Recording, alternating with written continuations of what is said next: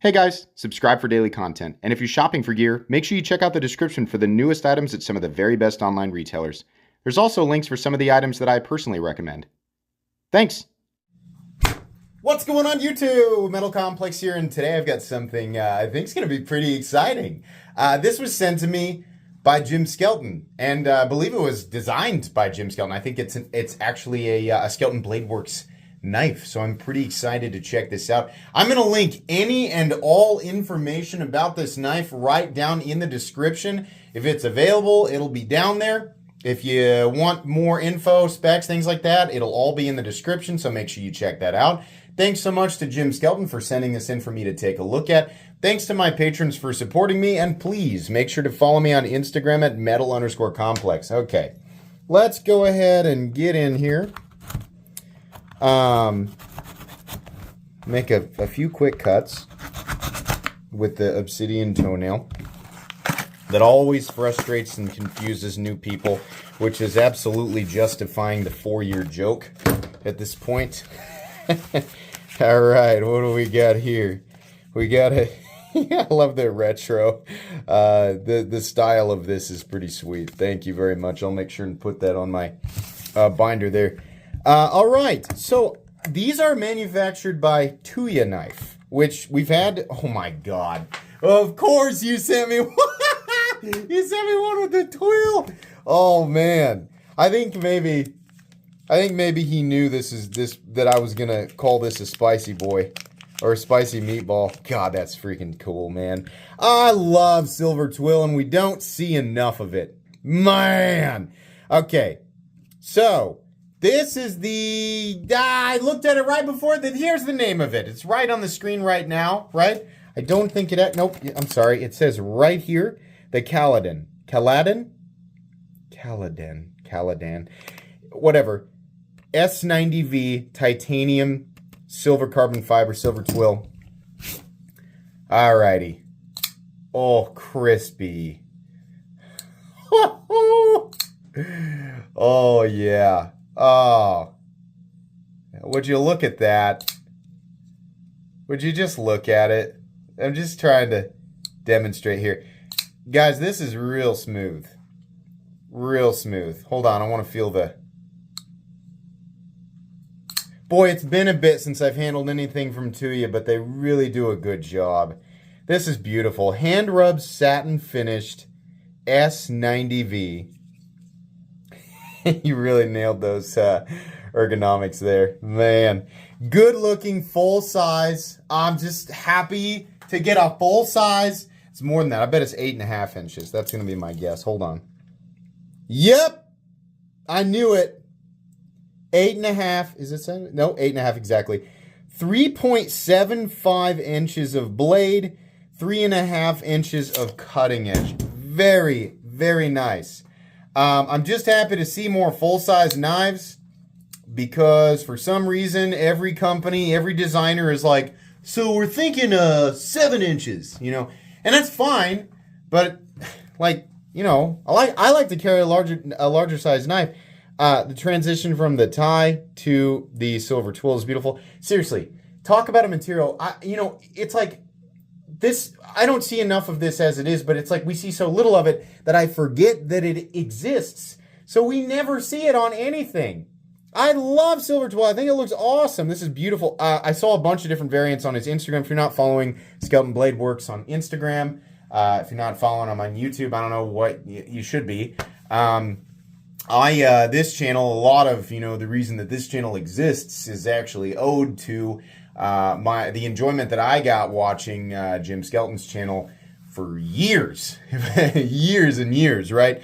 A lot of my style is absolutely copied from Jim Skelton. I have no problem admitting that.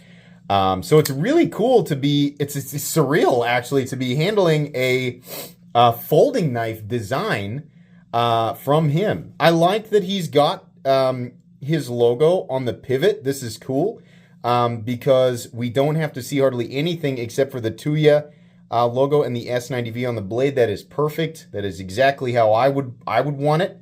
The handle scales and the titanium, it's all contoured, right? So this is nicely rounded. Edges are nicely knocked down. Pocket clip is milled. We have a milled spacer, a little lanyard slot back here, right?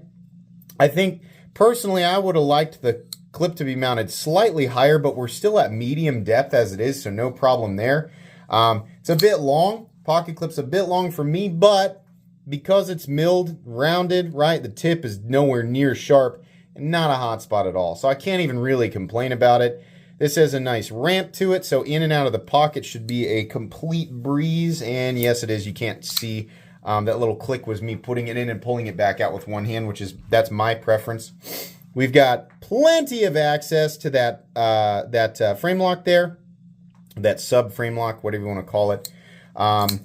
It's a Jim Skelton design, so we're not going to have any of the awkwardness that comes with, oftentimes somebody's first, and I'm glad that people do this. I'm glad that people just come out of nowhere and they create a design and they have an OEM do it. It's fine, but sometimes there's quirkiness that's involved with somebody who is really likes knives and then discovers that a lot of times, their preferences and things don't necessarily they don't translate to a good, easy to manipulate design. Oftentimes it looks cool and there's awkward functional elements. This is an example of something that looks cool but was designed by somebody who is extremely particular when it comes to folding knives and how they should operate, right? This right here, obviously we have access to the lock bar and no double clutch. We have a turn and drop. We have a flipper tab that can be both push button operated and light switch operated with a good medium to medium heavy D10. I'll give you guys a look at the click here.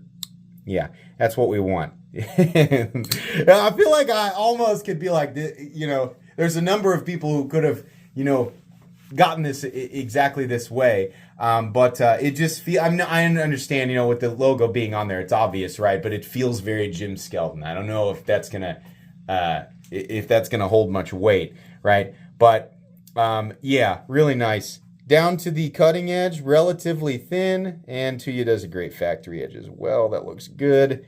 Very nice. I like to, when I do the paper cut thing, a lot of people think that I'm trying to demonstrate something that has no, there's not necessarily a lot of value to just doing a paper cut test because all you're doing is just, factory edge on paper. A lot of this is just for my own satisfaction. Yeah, easy. Oh, geez, beautiful. Beautiful, beautiful, easy, wonderful. Oh man, I'm real happy with this. Real happy that we have minimal. I mean, you gotta be the way that this is. Some people are gonna be like, I don't like the screws. Well, to do it like this, right? You gotta have the screws here. Otherwise, you have it back here, and then this side lips up. You don't want that, right? So there's probably a couple of hidden screws back here. With the silver twill, though, I don't mind the satin hardware. You don't notice it as much as when you have the darker scales, which might be the case here, but that doesn't bother me. I think that looks good. What have we gone for hardware? I think these are actually T6. That's okay. I always prefer T8, but that's just a preference, right? And then we have a T8 pivot, which is good. Lock bar insert, all of that. Let's check the lock up here real quick. Yeah, completely and totally solid. Man, this is sweet. Nice centering too. Perfect centering. I like this one, man. This is a good knife. And the one thing that's interesting here is that it's a pretty streamlined. I mean, it absolutely has its own personality, but it's a nice streamlined design, a nice fairly simple aesthetic, which means it's going to cater aesthetically to a lot of people, right? That's risky in 2023 because we have so many knives that have this incredibly simple, almost textbook, or not textbook, like if you looked up pocket knife in the encyclopedia, modern pocket knife, right, a lot of them look the same. So a lot of times when you go with a minimalist or kind of, aesthetically pleasing to a wide variety of people kind of, aesthetic or design, it ends up blending in with everything and getting lost in a sea of the same stuff. So to me, this is a nice, clean, simple aesthetic that has enough personality that you'll be able to identify it amidst a sea of other things that are also, kind of streamlined. I like this a lot. First impressions are very good. It's my understanding that he did what he could to keep the price very, very reasonable. I'm really happy to see S90V. I think there are quite a few options for this. So this is just an unboxing and first impressions.